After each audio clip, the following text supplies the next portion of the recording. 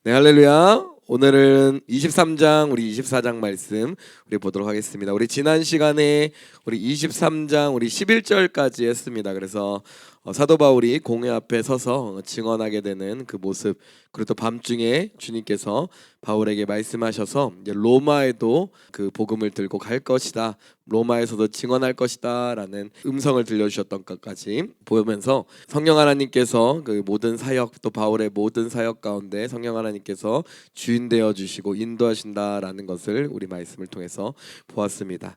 네, 우리 23장 12절 말씀부터 한번 보도록 하겠습니다.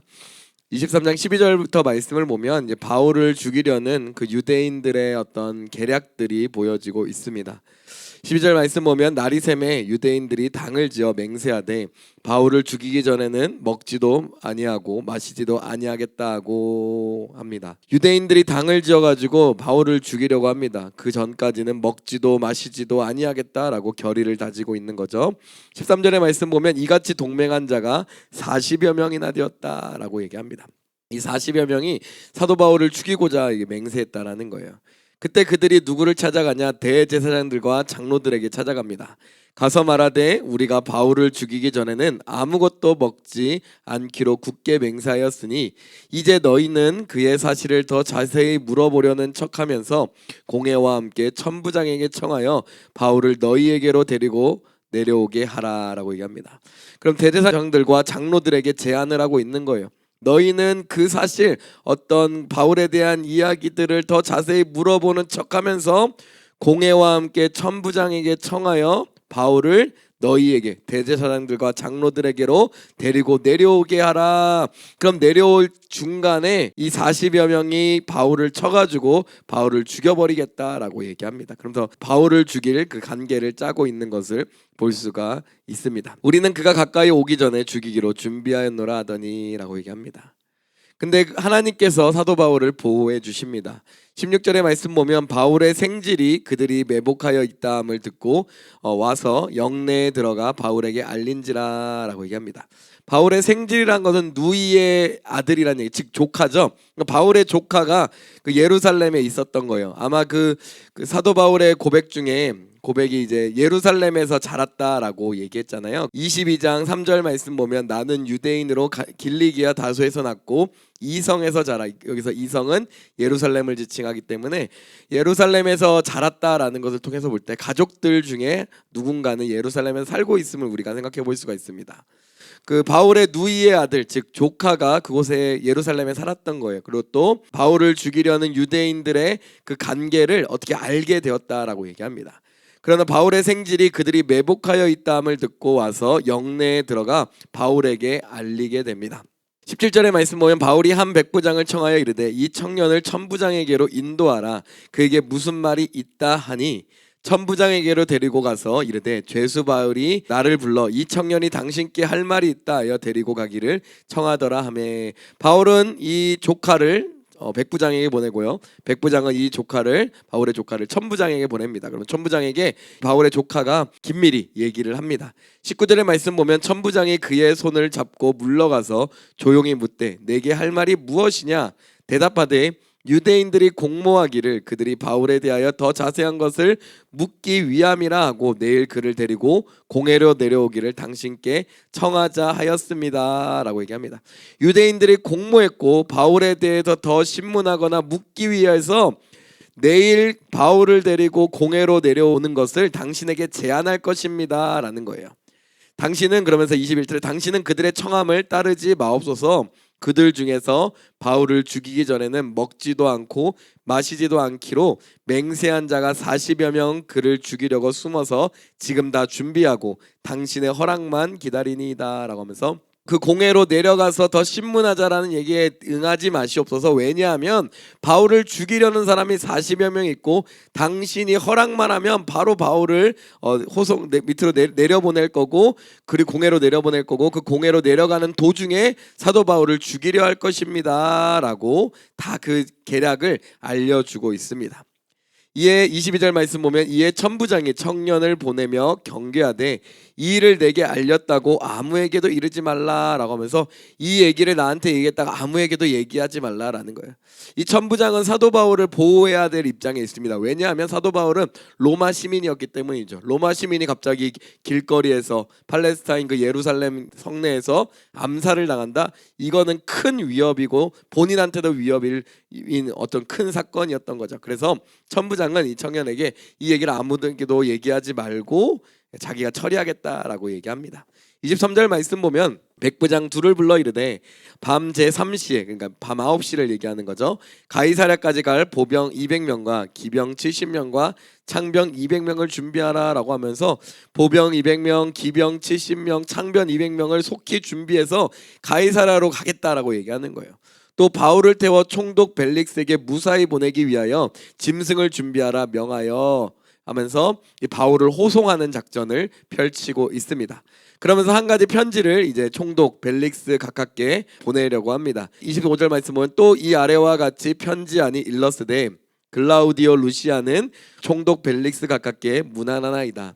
이 사람이 유대인들에게 잡혀 죽게 된 것을 내가 로마 사람인 줄 들어 알고 군대를 거느리고 가서 구원하려다가 유대인들이 무슨 일로 그를 고발하는지 알고자 하여 그들의 공회로 데리고 내려갔더니 하면서 그 사건의 정황에 대해서 설명하고 있습니다. 근데 이 27절 말씀 보면 보고 내용이 실제 사건과는 조금 다릅니다. 왜냐하면 22장 24절에서 29절 말씀 보면 이 천부장 루시아가 예루살렘 그 성내가 성전이 소동한 것 때문에 내려갔고요. 그곳 중간에 바울이 있었고 바울을 채찍질하려다가 로마인인 것을 알게 됩니다. 근데 여기서 보고할 때는 어떻게 보고합니까? 이 사람이 유대인들에게 잡혀 죽게 된 것을 내가 로마 사람인 줄 들어 알고 군대를 거느리고 와서 구원하였다. 보고 내용은 실제 사건과 조금 다르게 하면서 자신이 뭔가 했다라는 것을 표현하고 있는 거죠. 이 루시아가 천부장 루시아가. 그러면서 이 보고의 내용을 벨릭스에게 보내고 있는 거예요. 29절 말씀 보면 고발하는 것이 그들의 율법 문제에 관한 것뿐이요 한 가지도 죽이거나 결박할 사유가 없음을 발견하였나이다. 천부장 루시아도 얘기하는 거예요.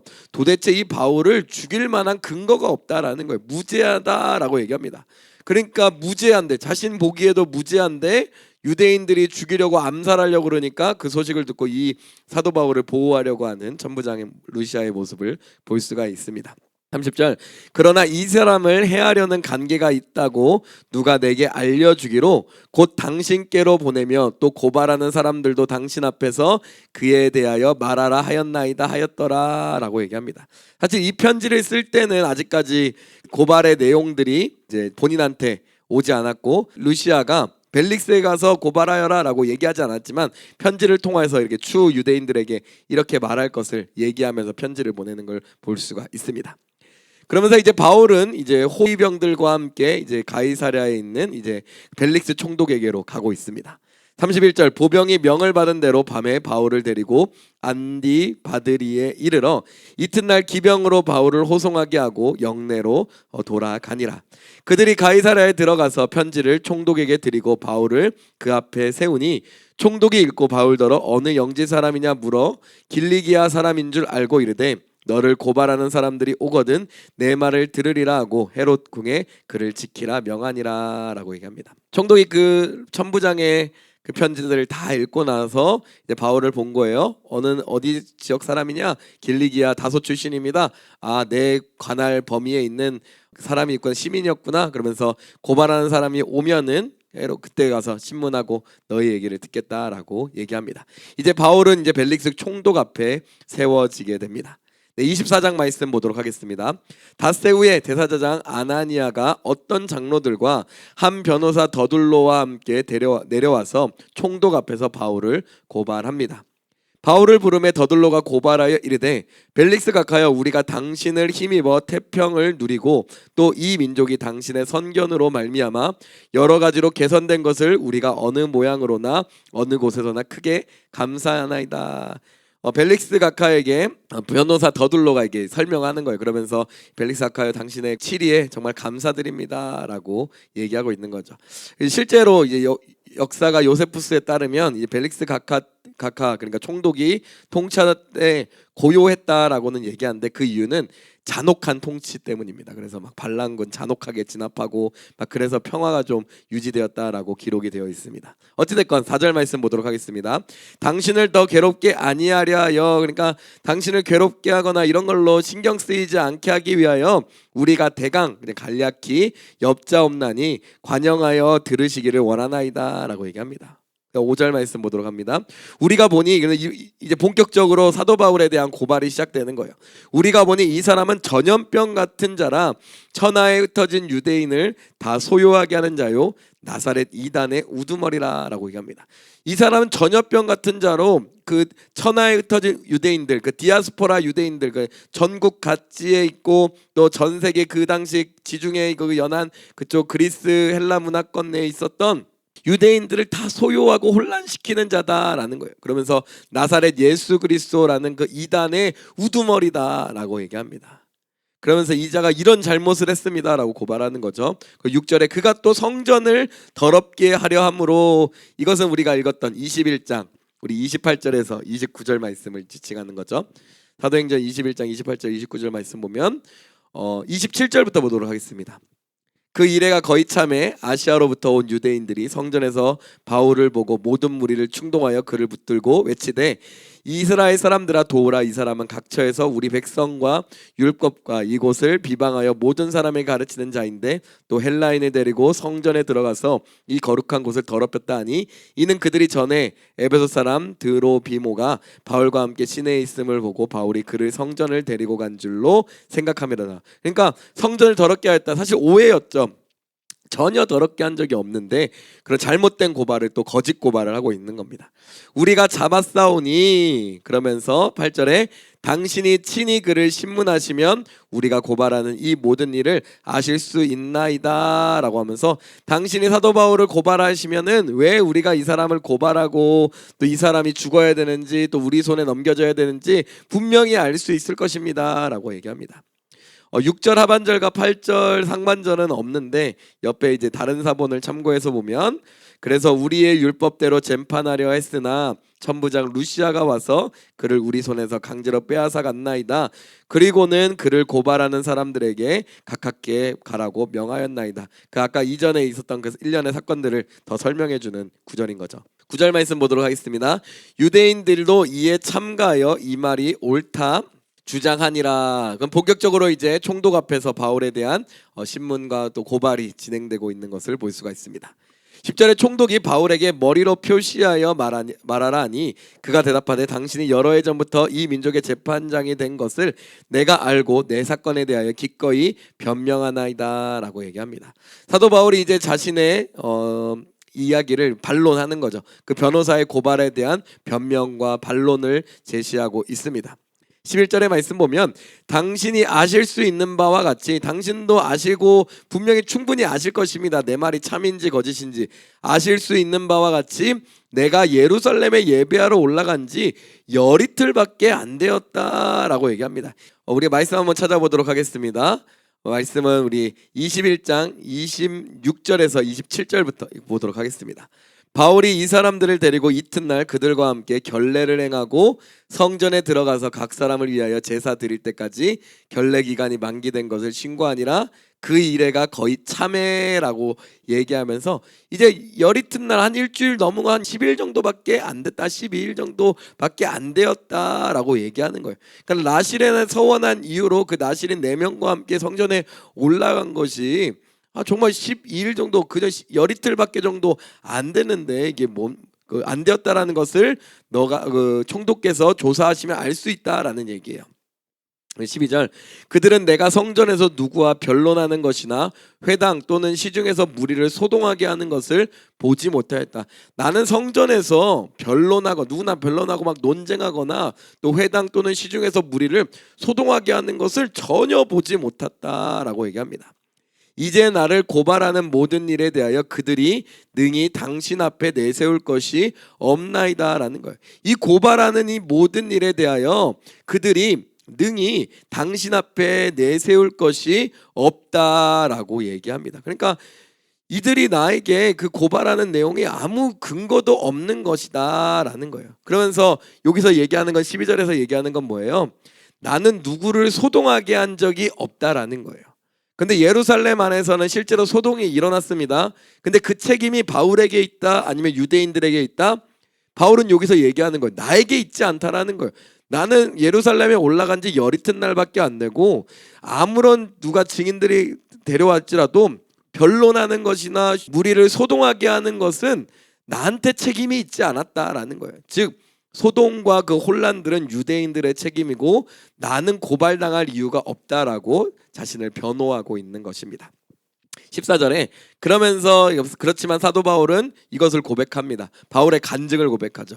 그러나 이것을 당신께 고백하리다 라고 얘기합니다. 그러면서 이 총독 앞에서 그 바울의 간증을 고백하고 있습니다. 이와 참고된 말씀 한번 찾아보도록 할게요. 사도행전 9장 15절과 16절 말씀 보면 사도 바울을 향하여 하나님의 그 소명이 나오고 있습니다. 15절 말씀 보면 주께서 이르시되 가라 이 사람은 내 이름을 이방인과 임금들과 이스라엘 자손들에게 전하기 위하여 택한 나의 그릇이라 그가 내 이름을 위하여 얼마나 고난을 받아야 할 것을 내가 그에게 보이리라 라고 얘기합니다. 다시 24장 14절로 놓으면 사도 바울이 이것을 당신께 고백하리다 라고 얘기하며 사도 바울의 간증이 시작되는 거예요. 그래서 나는 그들이 이단이라는 도를 따라 조상의 하나님을 섬기고 율법과 선지자의 글에 기록된 것을 다 믿으며 라고 얘기합니다. 나는 그들이 이단이라는 도를 따라 그 예수 그리스도의 믿음의 도를 따라 조상의 하나님, 그 유대인이 얘기하는 그 유대교에 나타난 그 하나님을 다 구약의 하나님을 다 섬기고 그 구약의 율법과 선지자의 글을 기록된 것을 다 믿는다라는 거예요. 그러면서 절대로 나는 어떤 이단 사상이나 그런 잘못된 것이 아니다라는 거예요. 그러면서 이것은 무엇이냐? 그렇다면 이 도는 무엇이냐? 15절이라는 거예요. 그들이 기다리는 바 하나님께 향한 소망을 나도 가졌으니 라고 얘기합니다. 그들이 기다리는 바 하나님께 향한 그 소망, 그 부활에 대한 소망을 나는 가지고 있다라는 거예요. 곧 의인과 악인의 부활이 있으리라 함이니라라는 거예요. 그러니까 부활 소망으로 인하여서 내가 비방받고 고난받고 있다라고 고백하고 있는 간증입니다. 여기서 곧 의인과 악인의 부활이라라는 것은 이것이 그들이 그 유대인들 특별히 대제사장들과 서기관들 또 이 고발한 여기서 대제사장들과 관리들이 소망 즉 유대인들이 고백하는 또 소망하는 그 부활을 얘기하는 것인데 다니엘서 말씀입니다. 다니엘서 12장 2절에서 3절 말씀. 2절 3절 땅의 티끌 가운데서 자는 자 중에 많은 사람이 깨어나 영생을 받을 자도 있겠고 수치를 당하여서 영원히 부끄러움을 당할 자도 있을 것이며 지혜 있는 자는 궁창의 빛과 같이 빛날 것이요 많은 사람을 옳은 대로 돌아오게 한 자는 별과 같이 영원토록 빛나리라 라고 하면서 의인과 악인의 부활, 의인은 생명의 부활, 악인은 심판의 부활에 대한 그 소망을 기다리고 있다라고 얘기하고 있는 거예요. 나는 그 소망을 가진 자다라고 얘기하고 있는 겁니다. 그러면서 자신의 그 소망에 대해서 고백하고 있죠. 그러면서 이제 계속해서 얘기합니다. 16절 이것으로 말미암아 이 죽은 자의 부활에 대한 이 소망으로 말미암아 나도 하나님과 사람에 대하여 항상 양심의 거리낌 없기를 힘쓰나이다 라는 거예요.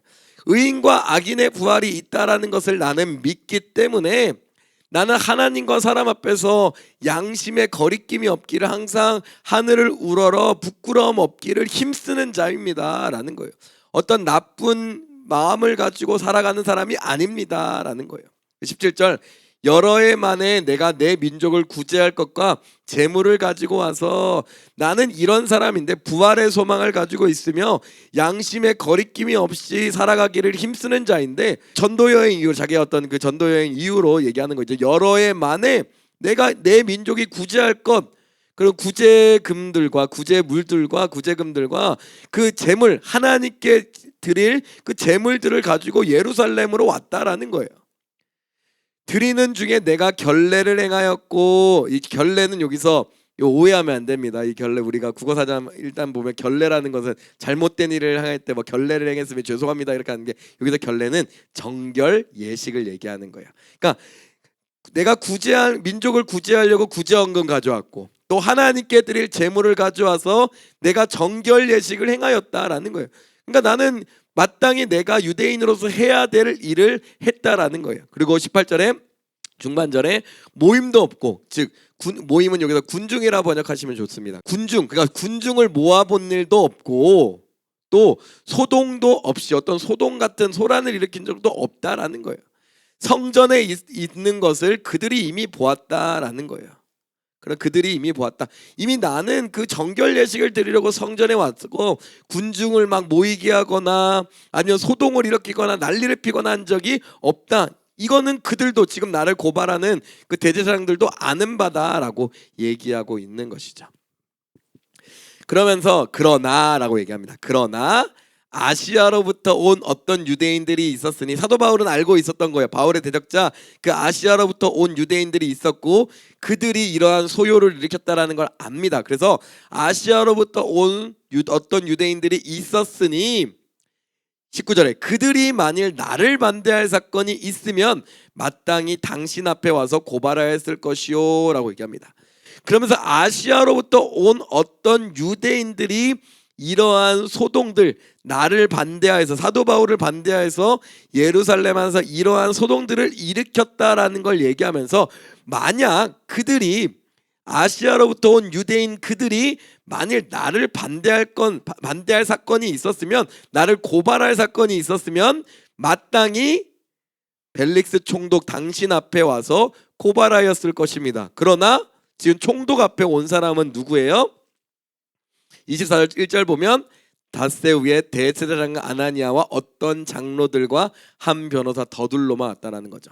그러니까 사도 바울은 이 고발하는 자와 정말 고발 당하는데 정말 진정으로 고발해야 할 자는 오지도 않았다라고 얘기하고 있는 거예요. 이건 법적으로 문제 있는 거다라고 지적하는 거죠. 그들이 만일 나를 반대할 사건이었으면 마땅히 당신 앞에 와서 그들이 아시아로부터 온 유대인들이 마땅히 나에게 반대했을 것입니다. 20절 그렇지 않으면 이 사람들이 공회 앞에 섰을 때 무슨 옳지 않는 것을 보았는지 말하라 하소서. 아니면 그렇지 않으면 그 고발한 마땅히 나를 고발해야 될 사람은 아시아로부터 온 유대인들인데, 그렇지 않으면 이 사람들, 여기는 대제사장과 장로들을 얘기하고 있는 거죠. 그 백성의 관리들을 얘기하는 거겠죠. 이 사람들이 내가 공회 앞에 섰을 때 무슨 옳지 않은 것을 보았는지 말하라 하소서. 이 공회 앞에 섰을 때는 무슨 말입니까? 22장 30절 말씀인 거죠. 사도 바울이 공회 앞에서 자신을 변호하는 내용을 얘기하는 거죠. 한번 말씀 볼까요? 22장 30절 이튿날 천부장은 유대인들이 무슨 일로 그를 고발하였는지 진상을 알고자 하여 그 결박을 풀고 명하여 대제사장들과 온 공회를 모으고 바울을 데리고 데려가서 그들 앞에 세우니라. 바울이 공회를 주목하여 이르되 여러분 형제들아, 오늘까지 나는 범사의 양심을 따라 하나님을 섬겼노라 하거늘 대제사장 아나니아가 바울 곁에 서 있는 사람들에게 그 입을 치라 명하니, 바울이 이르되 회칠한 담이여, 하나님이 너를 치시기로 내가 나를 율법대로 심판한다고 앉아서 율법을 어기고 나를 치라 하느냐 하니, 곁에 던 사람들이 말하되 하나님의 대제사장을 내가 욕하느냐. 바울이 이르되 형제들아, 나는 그가 대제사장인 줄 알지 못하였노라. 기록하였으되 너의 백성의 관리를 비방하지 말라 하였느니라 하더라. 바울이 그중 일부는 사두개인이요 다른 일부는 바리새인인 줄 알고 공회에서 외쳐 이르되 여러분 형제들아, 나는 바리새인이요 또 바리새인의 아들이라 죽은 자의 소망 곧 부활로 말미암아 내가 신문을 받노라. 공회 앞에서 나는 이런 얘기를 한 것밖에 없다라고 사도 바울이 얘기하는 거예요. 만약 이 사람들, 대제사장들과 장로들이 왔으니까 이 사람들이 나를 고발할 것 같으면은 내가 공회 앞에 섰을 때 어떠한 옳지 않은 일을 보았는지 행했는지 고발하게 하십시오 라고 사도 바울이 얘기하는 거예요. 그러면서 21절 나는 그 공회 앞에서 한 말은 단 한 가지다라는 거예요. 오직 내가 그들 가운데 서서 외치기를 내가 죽은 자의 부활에 대하여 오늘 너희 앞에 신문을 받는다 하고 한 이 한 소리만 있을 따름이니이다 하니 라고 얘기합니다. 그러면 난 죽은 자의 부활을 공회 앞에서 증거한 게 한 거밖에 없다라는 거예요. 만약 이 대제사장들과 장로들이 와서 나를 고발할 것 같으면은 내가 공회 앞에서 무슨 잘못을 했는지 고발해야 된다라는 것을 지적하고 있습니다. 그리고 이전의 잘못들로 인하여서 예루살렘 성전에서 소동을 일으킨 것에 대한 원인으로 나를 고발했다라면은, 만약에 그것이 참이라면은 대제사장들과 그 장로들이 올 것이 아니라 그 아시아에서 온 그 어떤 유대인들이 와서 나를 고발해야 된다라는 거예요. 그러면서 이건 법적 그 상식에 따라 가지고 아니 그 마땅히 이것은 잘못된 재판이고 신문이다라는 것을 벨릭스 총독에게 얘기하고 있는 것입니다. 그 얘기를 들은 벨릭스는 이렇게 얘기합니다. 이도에 관한 것을 더 자세히 아는 거로 연기하게 됩니다. 그러니까 벨릭스도 이미 예수 그리스도에 대한 그 도에 대해서 알고 있었던 거예요. 그 이유는 24절에 나옵니다. 왜 알고 있었는지는 자세히 아는 거로 이미 자세히 알고 있었다라는 거예요. 그래서 재판을 또 신문을 연기합니다. 그 이르되 천부장 루시아가 내려오거든 너희를 처결하리라 하고 백부장에게 명하여 바울을 지키되 자유를 주고 그의 친구들이 그를 돌보아 주는 것을 금하지 말라 하니라. 벨릭스가 보기에도 사도 바울은 잘못이 없는 거예요. 전혀 문제가 없는 거예요.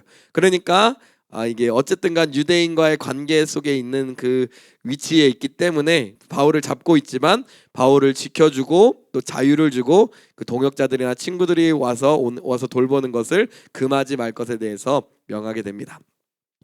그리고 벨릭스는 또 수일 후에 벨릭스가 그의 아내 유대 여자 드루실라와 함께 와서 바울을 불러 그리스도 예수 믿는 도를 듣게 됩니다.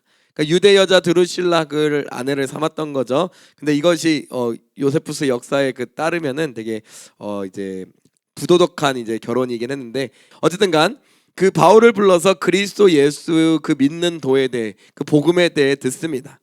근데 사도 바울은 이 벨릭스 앞에서 정말 그 믿음의 선포, 담대한 설교자의 모습을 보여줘요. 의와 절제와 장차 오는 심판에 대해서 강론을 합니다. 벨릭스는 이 얘기를 듣고 깜짝 놀랐겠죠. 그리고 자신의 양심의 가책을 느꼈겠죠. 왜요? 벨릭스는 아까도 얘기했듯이 부도덕한 결혼과 그런 행실들이 또 이제 그런 것들이 강했기 때문에 또 이제 핍박하고 또 어떻게 보면 철권 통치를 하면서 유대 민족이나 이런 것들 반란들을 잔혹하게 제압하고 이런 것들이 있었기 때문에 바울은 그의 그 앞에서 의와 절제와 장차 오는 그 심판에 대해서 강론하니까 벨릭스가 두려워할 수밖에 없는 것이죠. 양심의 가책을 느낄 수밖에 없는 거죠. 두려워하며 대답하되 지금은 가라. 내가 틈이 있으면 너를 부르리라 라고 하면서 나중에 시간 되면 너를 부르겠다라고 얘기합니다.